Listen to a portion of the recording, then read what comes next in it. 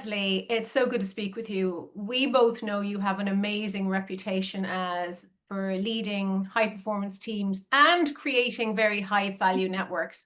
I'd love if you, in your own words, you could introduce yourself and let other people know what you would like in terms of you and what you do at Gong. Sure. So I am a high energy, people first, data driven leader. A long time in tech, over 27, 28 years, and I'm currently in my third year at Gong. So Gong is an AI revenue platform which enables you to automatically capture and analyze customer interactions. I would say my style is pretty informal, direct, and authentic. Like there's no surprises here. Anyone that's ever worked with me, what you see is what you get. And I think I do live by one of our founders' principles, which is no royalty. So I sit on the sales floor. I still demo the product 2, 3 times a week. And I know title is important for salary. So my title here is the VP and GM of EMEA. For me, it's just letters on my signature. I think we're all equal on that sales floor and we're all here to do the same thing. Wow, fantastic. Thank you for that. And I've known you for a very long time, Yeah. I know we can't go back too far, but we have known each other for a very long time. We have that fortune in our relationship. Yeah. And I know your career was in place before I met you and is very long standing in terms of management and leadership and sales. What is something you think people would be surprised to know about you?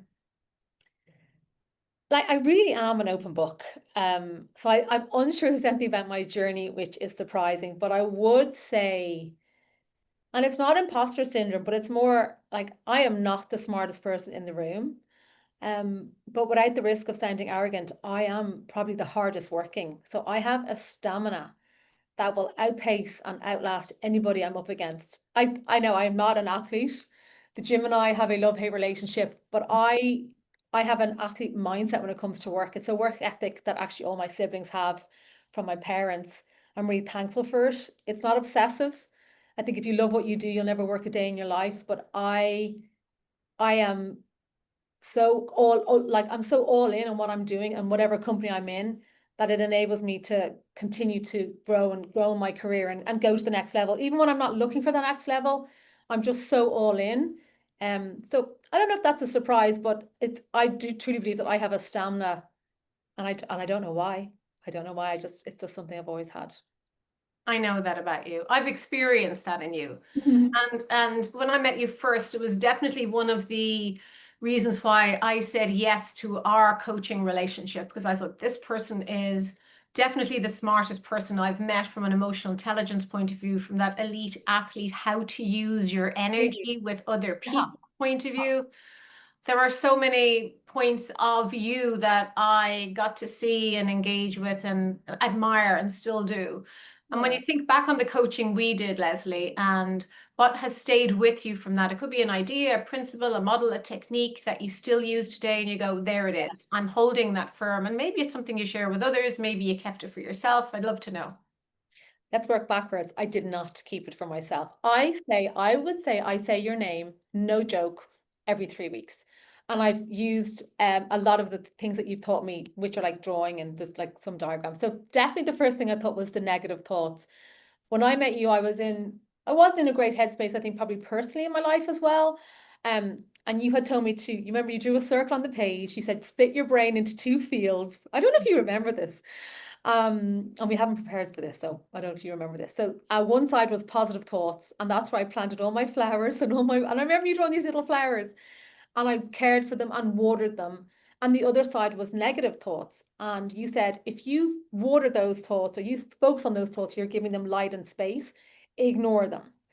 And I think if you'd said to me, just ignore the negative thoughts, I probably would have said, how can I do that? But I always go into my brain, it's split into I don't entertain them. I let them shrivel up and die. But I always think of that diagram and I've used that. There was another one that you said to me, and again, this is probably an overshare, but this is who I am. I remember you had asked me about like what was I doing outside of work and how the gym, etc. And I said, oh, I was having a nightmare in my dating life. I don't know if you remember this again. And you said to me, oh, tell me about your most recent date. And I had told you the story, and I said, oh, I 5 to 6 drinks in. I had a great night. And I remember you saying to me, I think you'd have a great night even if you're on your own, because I will entertain myself or entertain those around me. And I was like, oh yeah, yeah. And then you said to me, would you view a house drunk? And I said, no, like that's a stupid question. I would never buy a house or view a house drunk. And you said to me, would you go for an interview drunk? I said, I would never turn up for a job interview drunk. And then you said to me, why are you making the biggest decision of your life drunk? And I'm not joking. And you know this story because you came on the journey with me. I gave up alcohol that summer. And on the 15th of September, met my now husband. And although I've gone back and forth on drinking, and I think I've had some great nights out since then, I'm sober a while now. And I do think it's a superpower. Now, that's nothing to do with you, but I think you reframed a big decision I should have made. And when I look back now, it's so obvious. And I have said that to every single person I've come across who's in the same stage in life, male or female. And it is such an aha moment. It's such an aha moment. I love it. And I do, of course, I remember it. Of course, I do. And I actually remember it was a piece of work around values and boundaries, and it Yes, was about yes, relationships. yes. And you had brought in that part, and thank you so much for sharing that part of your personal life. We were working on professional life and the values and professional relationships and the Yep. difference inside and outside work. And if you align them, what would it look like if you were living in full value of your value set? So we did a lot of work on values to nourish those flowers in the garden. And that's where you really locked it in. Yeah. I'm going to value myself enough first. And then I'm going to value myself to know that when I am clear in my head, I make the best decisions. Why wouldn't I use that Yeah. approach for everything else I do? That's Yeah. exactly what you did do. And that Yeah. helps put in place boundaries with time and energy and people, Yeah. and all the things that you like to have around. You have great energy and there's always a great sense of dynamic movement around you. And you used that. And I remember that being a massive lever in you. Yeah. So well done that you're still using it. You know, it's so funny as you're talking to me now, I am brought back to, and it was like over a decade ago, and you used to say to me, play the movie. And you meant that in everything. So you're sitting in a meeting, you don't ask the question, play the movie. Someone else asked the question, you're so annoyed at yourself, or play the movie, what's the worst thing that could happen? And I used to play the movie and it would get me in a different headspace. For everything I do now, I often say, is it worth that? Play the movie. No, it isn't. I won't make that decision. And I do it in work as well now. So yeah, it's so funny as I listen to you, I am being brought back to that uh, really great coaching, but someone who was also holding a mirror up to me very empathetically and very subtly. You did it, but yeah, I always say to you, I like you changed my life. Well, you changed your life. I had the Help privilege me. of facilitating, and I always say that. But you know, you're calling out a really important principle that I return to time and time again as a coach, as a developer, as a leader, Yeah, working with people or teams. And you've heard me say this before, that it's about coaching the person, managing the person, leading the yeah, person, not the problem. yeah. And I'm wondering if we take this into today's style of leadership and what is needed in there. What do you think is the distinction now that matters between coaching the person and not the problem?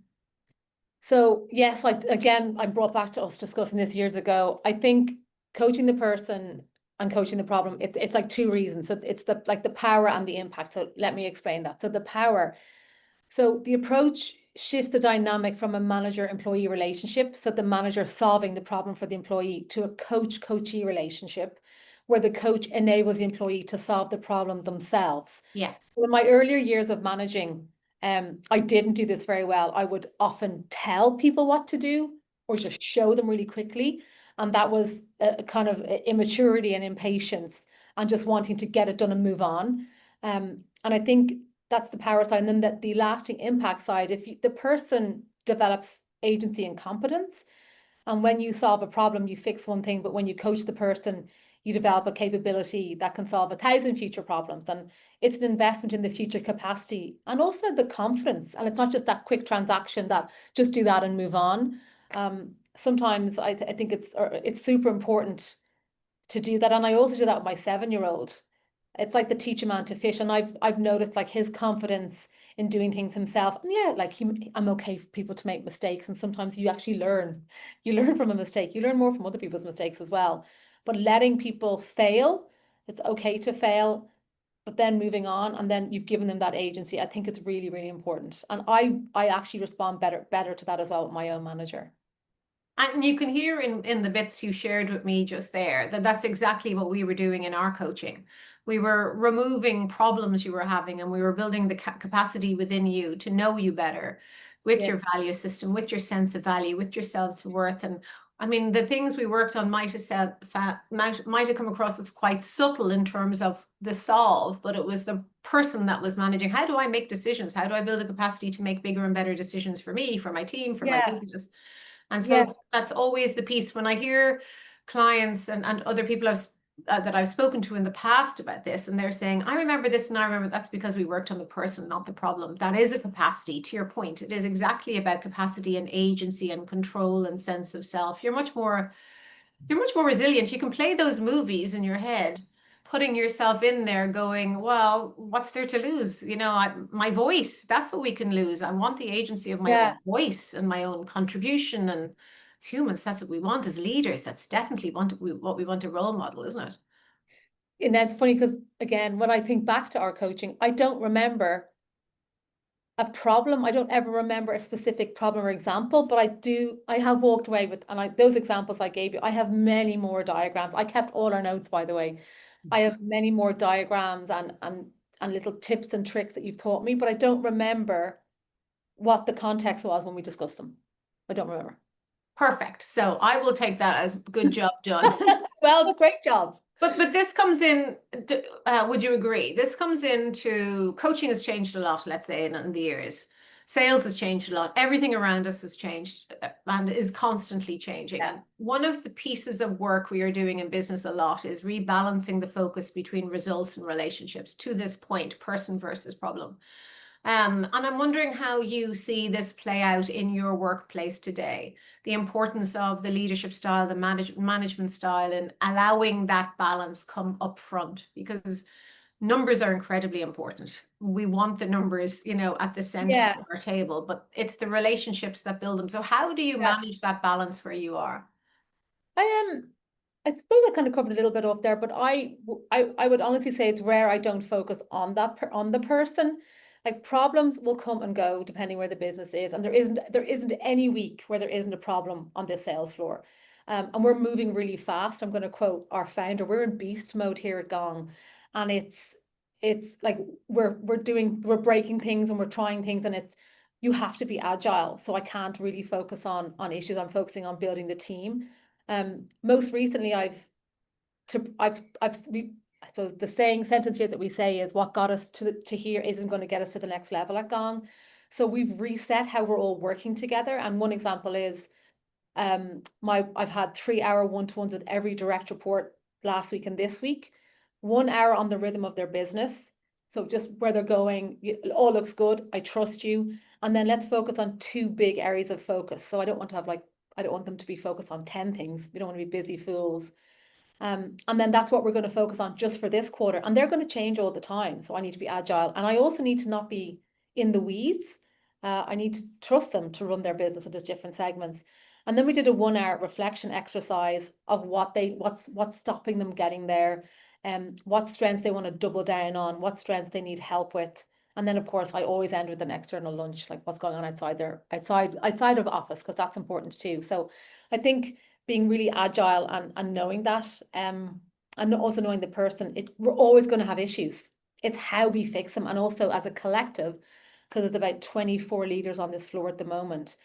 As a collective, how do we work together to fix those issues? Because often the issue has an impact on 6 or 7 leaders, or this segment, or we got to pull in marketing or whatever. So it's that kind of constant agility, but also communication. So we talk about go direct here. So I'll give you an example. Let's pretend you and I were talking and you said, I can't believe what Mary did. She didn't come to me. She did this, she did that, she did this. I'd say go direct. And then I would check with Mary. I said, oh, Mary, have you spoke to Maureen? And I would go back to you and say, you need to go talk to Mary. So it's created this, no one's kind of talking about people behind their back. And it's certainly not coming up to me. They're figuring it out themselves. And I'm very, very proud of the team for that. Go direct is tough though. It's built on trust, built on foundation. It's built on creating a space to go direct, but we've got there. We started in February. I think we figured it out. It's taken a while.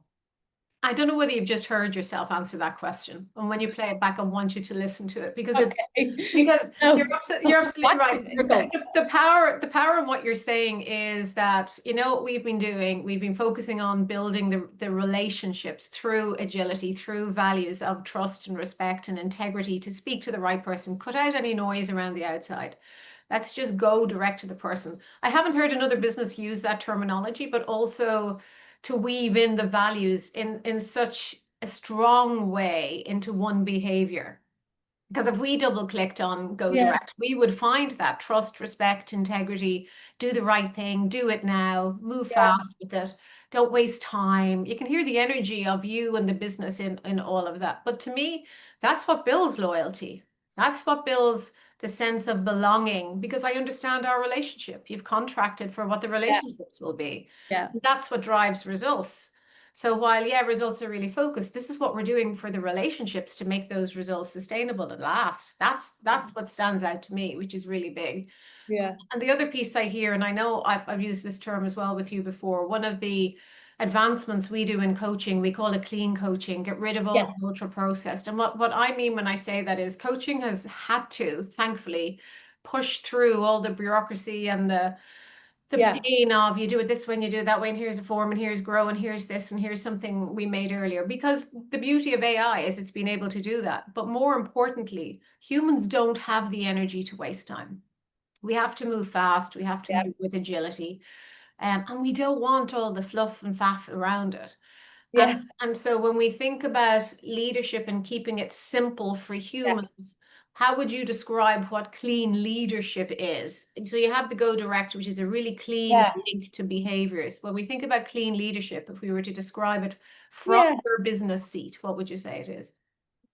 So we've talked about clean leadership before, and I think when I think about it, I think about I thought when I was kind of younger in my career, I believed I had to choose between being nice, which kind of was the relationship piece, and being tough, like getting results.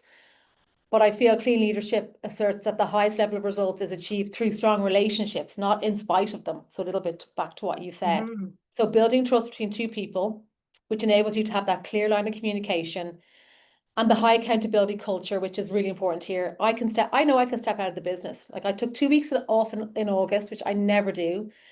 And it was incredible. And the place didn't fall apart. I'm not that arrogant.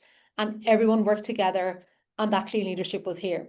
I also have a huge belief, and this is one I took from LinkedIn, was speaking without fear of negative consequence. That is one of the LinkedIn phrases, and it's really important for me and for those around me. I need my team to feel part of Gong and what we're building.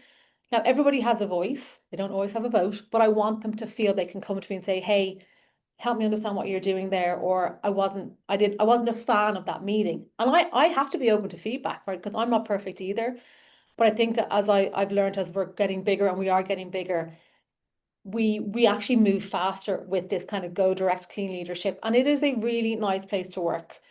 We're not a family. You'll never hear me say that word here. We're a tribe, but this mature communication and being able to say to someone, hey, are you open to some feedback? Because you're not everyone's always open to have those conversations. You could be having a bad day.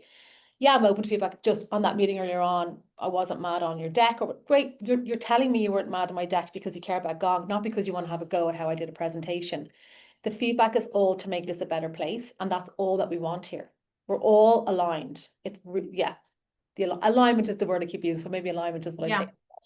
It is, and when I think of you, I think of alignment. You going back to that value piece, you've always worked to have values aligned personally and professionally with your Yeah, team. And also the word yeah, fairness comes to mind when I think about you. You've yep. always had this graw, this love of Oh, fairness. Would that be fair to say? I mean, that's coming back to me you from know when we what? spoke before.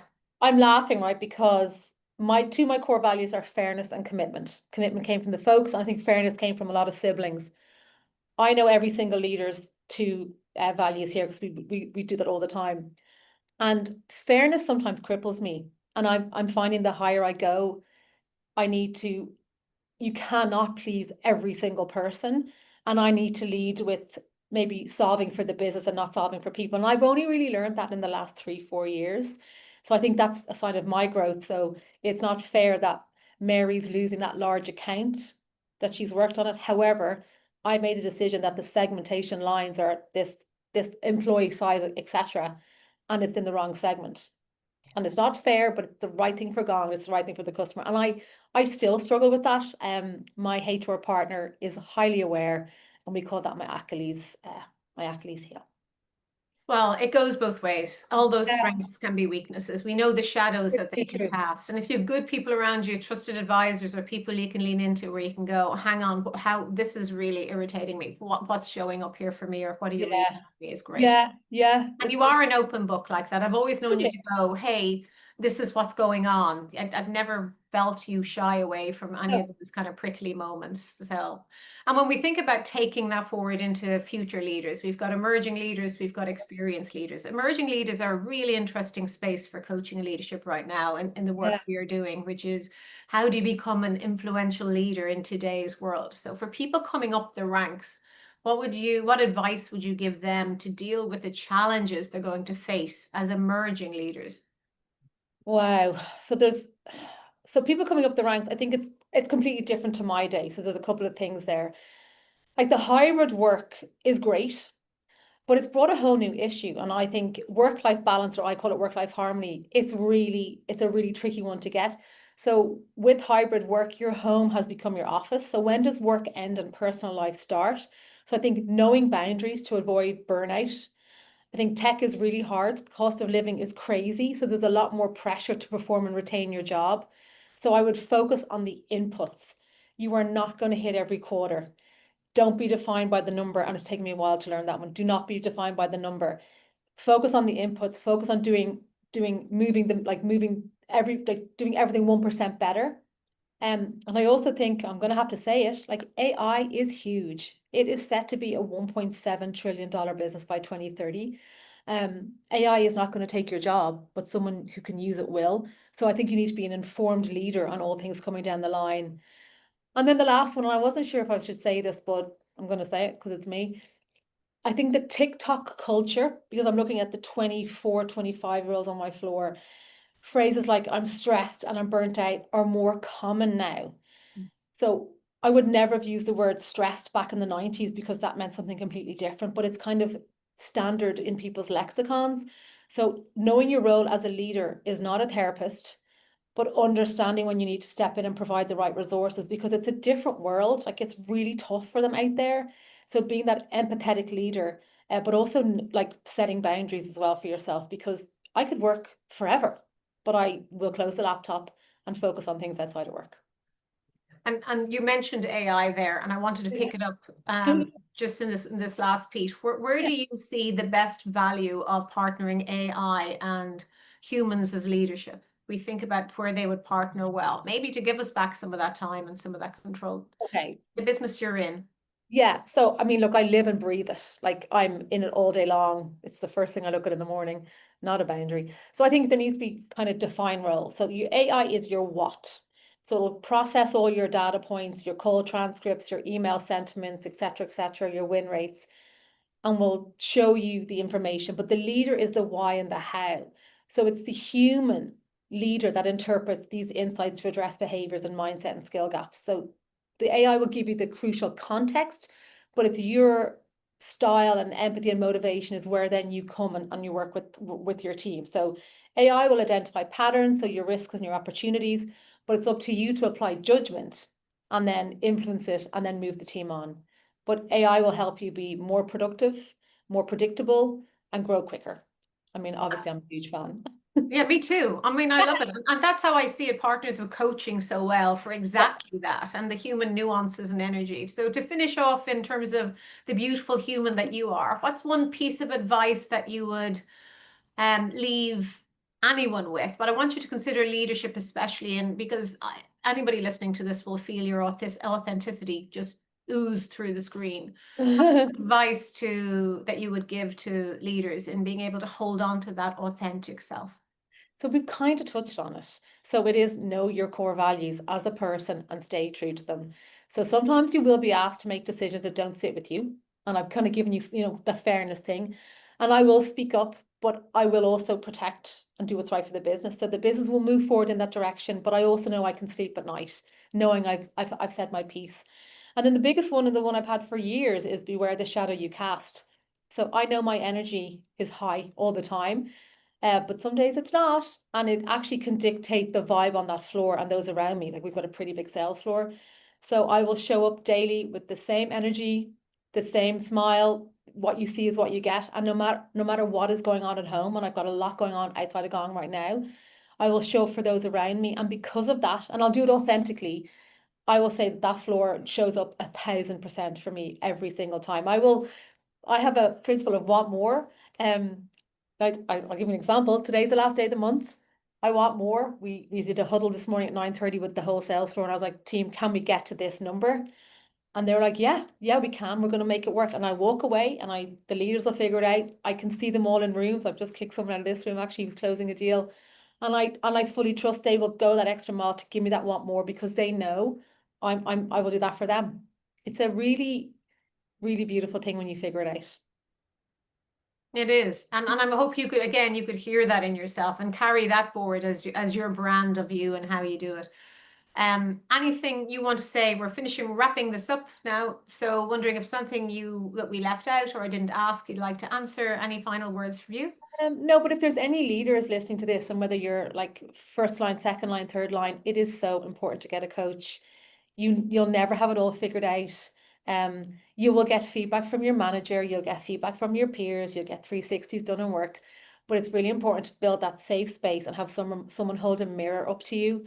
And I'll tell Maureen, I've said it to you 100 times. I even remember when I had my baby, I was like, this is because of you. And you're like, it's not really, but it is so important to have that trusted advisor who brings you on a journey, but also calls you on your bullshit, which you did many times.